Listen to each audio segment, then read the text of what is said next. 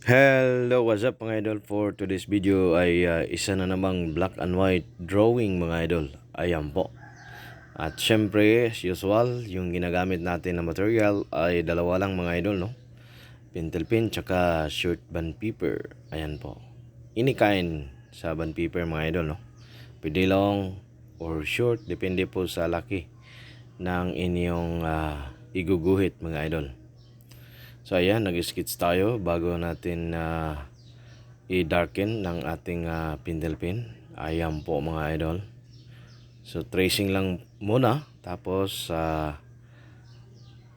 after that no, i-block na natin yung mga portion na di natatamaan ng ilaw. Ayan po mga idol.